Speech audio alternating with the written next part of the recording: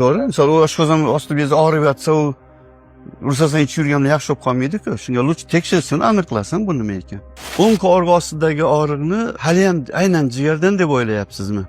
Unda xato qilasiz, yanglishasiz. Chunki o'ng qovurg'a ostidagi og'riq faqat jigardan bo'lmaydi. O'ng qovurg'a tarafda jigar joylashgan, jigar ostida o't qopi joylashgan.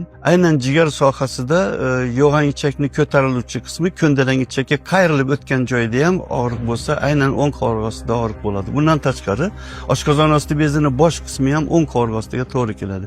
Shuning uchun ham jigardagi agar nerv tolalarini, nerv oxirlarini yo'qligini oladigan bo'lsak, aksariyat hollarda aynan jigardan emas, o't qopi, oshqozon osti bezi yallig'lanishi, ichaklardagi og'riqlar o'ng qovurg'a ostida kuzatilishi mumkin.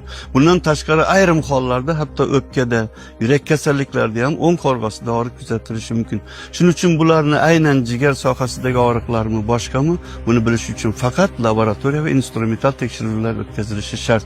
Shundagina tashxis aniq qo'yilgandan keyin albatta davolash ham shunga samarali bo'ladi.